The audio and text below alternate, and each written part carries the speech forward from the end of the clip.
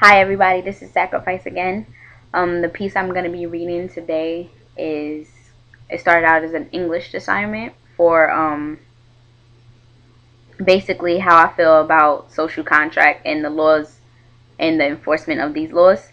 In reference, like not in reference, but after reading Gill Scott Heron's We Beg Your Pardon, well, hearing Gill Scott Heron's We Beg Your Pardon, and reading Noam Chomsky's U.S. drug policy. So, here we go. We once stood under the scope, we once stood under a scope, boxed by normality, taking on an average about 70% of our hope, we once stood under the scope. Born to our culturally specific mothers, we all went from umbilical cords to pens and signed our lives away. Opened up our eyes and had our eyes opened to the clearly different rites of passage. Of course, we were born this way. Mom, am I a statistic? Because statistically, I belong to a portion of society that should be a victim of our victimless habits. Pass me that Newport, mama. My cancer is off schedule. What of my counterpart? At this point, my children's father or the father of my children should be behind bars. I skipped that part. We must first drop out of our schools related to our youths as not necessary before we realize we shouldn't live this way. Wait.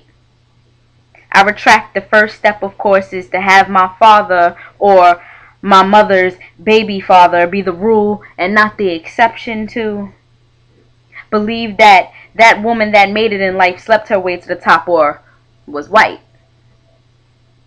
Look on at my sister in disdain for using my hard-earned money supplemented by the government to feed her superfluous sons. Excuse me, I mean those boys that aren't going to make it anyway. But I smile at the cops. Thanks for putting your lives on the line to make sure that when I'm walking to the WIC line, I don't smell marijuana. Thanks to our correctional facilities for ensuring that our wayward brothers become institutionalized and commit still more crimes so they can return to what they now refer to as home. Thank you, Big Ben. Although I don't remember signing that agreement that gave my life away, I'm sure it was for the best. Excuse my sarcasm.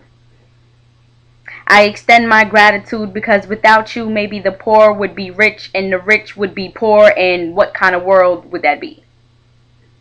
We have a new basis for segregation, and it is as follows. Those that work harder, make nothing, resort to crime, and go to jail. Those born of wealth, you're entitled to everything, desire nothing, break the rules, and be chastised by bad publicity. Everyone else, we don't know where to put you, so settle where you fit and don't make waves because this contract you signed is legit. Thank you, America. I hope I shocked you as much as you shock me.